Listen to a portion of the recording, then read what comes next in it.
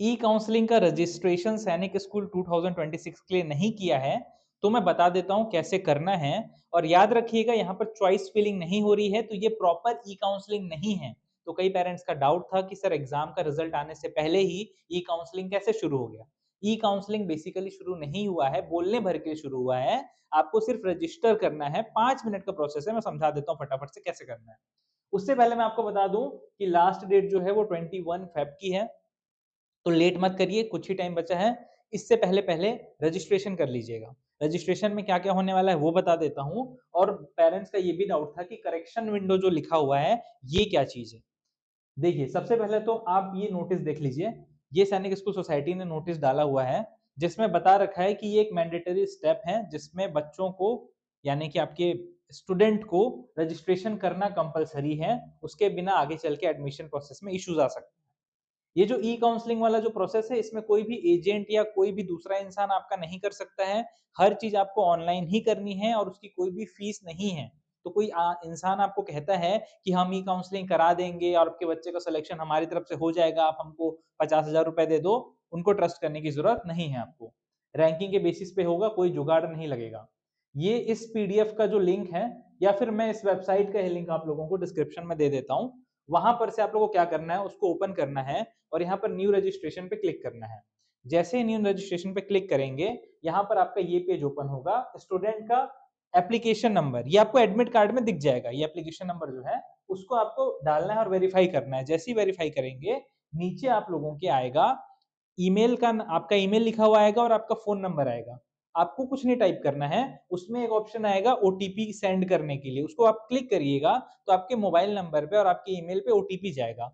उस ओटीपी को उसमें टाइप करके वेरीफाई कर दीजिएगा। जैसे ही वेरीफाई करेंगे, एक नया पेज ओपन होगा। मैं दिखा देता हूँ किस टाइप का होगा। देखिए, यहाँ पर आप देख सकते हैं कि ये वाला पेज ओपन हुआ। इसमें आपने एप्लीकेशन नंबर डाला, इसमें आपने एप्लीकेशन नंबर डाला, वेरीफाई पे क्लिक किया।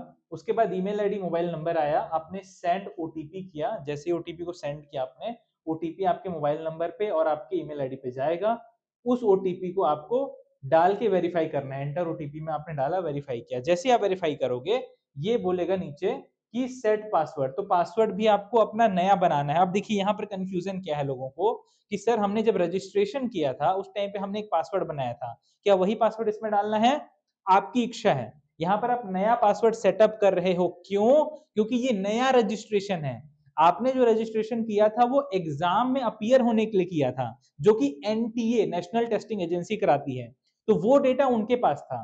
काउंसलिंग सैनिक स्कूल सोसाइटी करा रही है, तो सैनिक स्कूल सोसाइटी को नया डेटा चाहिए जिसमें एक नई प्रोफाइल बनेगी, और वो न्यू प्रोफाइल जो बनेगा उसका न्यू पासवर्ड चाहिए। तो हो सकता है आप सेम पासवर्ड दोनों जगह यूज करो, कोई दिक्कत नहीं है, लेकिन आपको ऐसे याद करने की जरूरत नहीं है कि पुराना वाला पासवर्ड क्या था। आप यहाँ पर कुछ भी नया पासवर्ड सेट कर सकते हो। पासवर्ड सेट करने के बाद आपका एक ऐसा विंडो ओपन होगा। देखिए यहाँ पर ये विंडो में ना, अब ये जो विंडो ओपन हुआ है इसमें वापस से साइन इन वाला पेज खुल गया, क्योंकि अब पासवर्ड आपने बना लिया है। तो साइन इन अब कैसे करोगे आप? यूजर नेम यानी कि एप्लीकेशन नंबर, यूजर नेम मतलब एप्लीकेशन नंबर को आपको डालना है, और नीचे पासवर्ड जो भी आपने क्रिएट किया था उसको डालना है।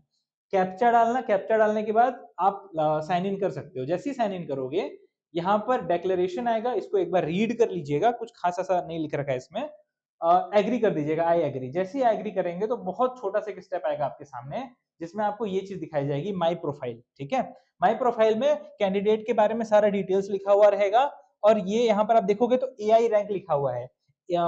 शायद स्क्रीन पे आपको ना दिख रहा हो क्योंकि इसका थोड़ा ब्लरीनेस है। एआई रैंक का मतलब आर्टिफिशियल इंटेलिजेंस चैट जीपीटी वाला रैंक नहीं है। एआई मतलब all India. All India rank यहाँ पर सबके में जीरो दिखा रहा है, सिर्फ आपके बच्चे में नहीं। सबका जीरो दिखा रहा है क्योंकि रिजल्ट अभी नहीं आया है। तो इसमें डरने की जरूरत नहीं है। ये पेज खुलने के बाद आप सिंपली देखना यहाँ पर। अच्छा, एक सेकेंड, इन्होंने मिस कर दिया क्या? हाँ, यहाँ पर आप लोग देखोगे तो राइट साइड में करेक्शन विंडो करके आपको शो होगा यहाँ पर। ठीक है, इसी प्रोफाइल में करेक्शन विंडो को क्लिक करोगे तो करेक्शन विंडो क्लिक करने के बाद आपको तीन चीजें बदलने का ऑप्शन आएगा। ठीक है, एक है आपका कैटेगरी, दूसरा है आपका जेंडर, और तीसरा है आप लोगों का डोमिसाइल। अब इसको चेंज करना जरूरी नहीं है, वो आपकी इच्छा पे है। जैसे कई लोगों के साथ क्या हुआ था, रजिस्ट्रेशन के टाइम पे उन्होंने मान लो फॉर एग्जांपल डाल दिया कैटेगरी में एससी डाल दिया या ओबीसी डाल दिया। फॉर एग्जांपल ओबीसी उन्होंने डाला, लेकिन अब ओबीसी का सर्टिफिकेट वो नहीं बनवा पाए, उन्हें लग रहा था वो बनवा लेंगे पर नहीं बन पाया। तो अब वो चाह रहे हैं कि हम ओबीसी से जनरल में करेक्शन कर दें ताकि बाद में दिक्कत ना हो। तो वो यहाँ पर से अपडेट कर सकते हैं कि उस टाइम पे गलत हो गया था, इसको करेक्ट कर दिए।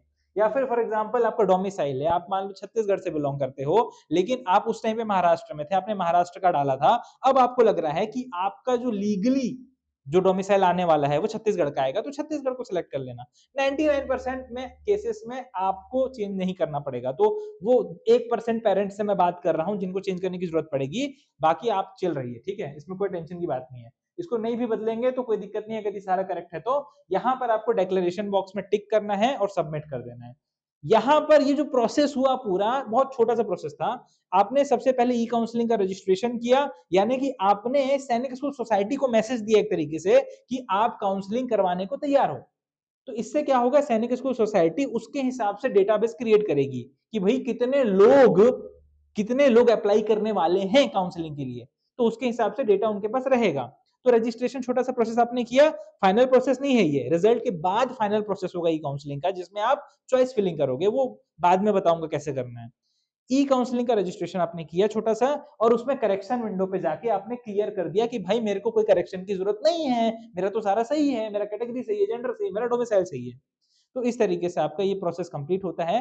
21 फरवरी 2026 लास्ट डेट है।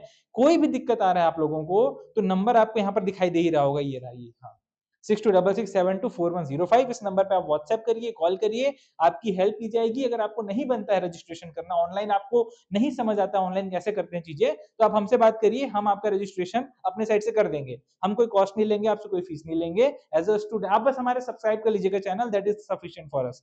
तो यहाँ पर से हम आप लोगों के लिए फुल सपोर्ट में खड़े हैं। लिंक जो है डिस्क्रिप्शन में दिया हुआ है वेबसाइट का, ऑफिशियल वेबसाइट का, वहां पर जाके रजिस्ट्रेशन कर लीजिए। और मिलते हैं आप लोगों से अगले वीडियो में। टाटा बाय बाय, जय हिंद।